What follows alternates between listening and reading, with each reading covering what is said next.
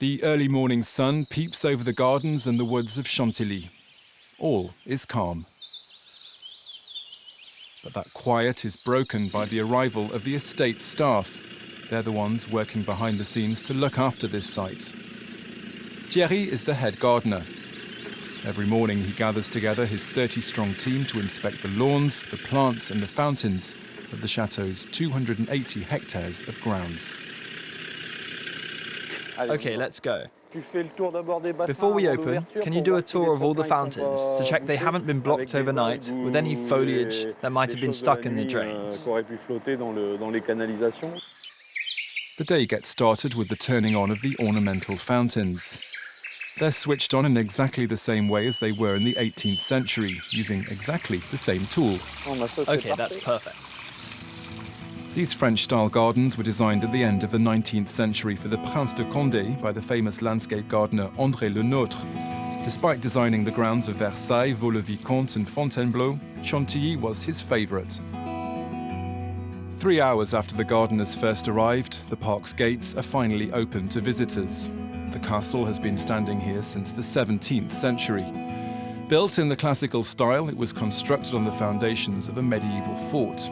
Several great French families have lived within its walls, but in 1886 the Duc d'Aumale bequeathed it to the Institute of France. Every morning the chateau is woken up by one particular sound, the turning of these cogs which lift the huge metal portcullis. It's been raised by hand for nearly 200 years. We're avoiding the rooms open to the public to go on an intimate guided tour with the chateau's curator. The castle's precious treasures are kept secure thanks to a special fingerprint technology. We're going up using the service stairs.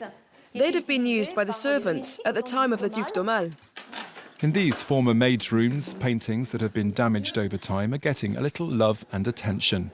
And very often, the art's secrets are revealed. This oil painting, for example, has clearly been added to. You can see here, after cleaning, we have a square that appears different to the rest of the canvas. Over here, the restorer has outlined on this page the original 17th century work that was just this portrait, this bust of the prince. The painting was then extended, undoubtedly to be hung in an iconic gallery. In one of the castle's many side rooms, Patricia is hard at work. I'm putting tiny bits of adhesive all around the edges of the crepe crown so that I can stick it on top of the previous silk crown that's worn away badly. She's a textile restorer at Chantilly. Today she's working on a precious old French flag which dates back over 300 years. It was brought back by the Prince de Condé after a victory against the Spanish in the Ardennes in 1643. The castle, however, still has many secrets that it's yet to reveal. We continue our behind-the-scenes tour with the curator, but first there's a crucial stop-off to make in her office. Hi, can you deactivate the lower part of the theatre? Thank you very much. Why, what's going on? We're going to look at some of our precious 16th century drawings. Everything's alarmed to protect the collection, so I've just told security that I'm going to secure part of the building. And you're taking gloves? Yes, because I'm going to be touching very fragile 16th century drawings. This room is normally out of bounds to visitors. It's the castle's former theatre. It's now been transformed into a library. It's an enchanting part of the building which houses many old and rare illustrations, including the portraits of the artist François Clouet.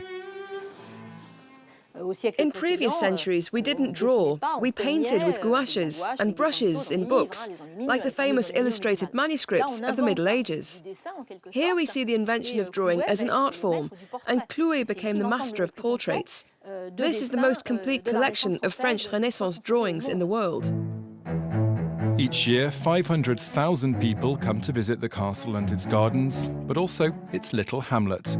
It was here that one of France's great culinary delights was invented, Chantilly whipped cream. The delicious concoction came about by accident when a cook put sugar on the prince's cream rather than salt. The butler went ahead and served it anyway, but as part of the dessert. And so the legend was born. There's a tip if you want to know if the cream is whipped enough, and that's when the whisk stands upright on its own. We have a select list of dairy farmers for our cream, and it's really only here that you can taste the real Chantilly whipped cream. It's with this little treat that our trip comes to an end. Merci beaucoup.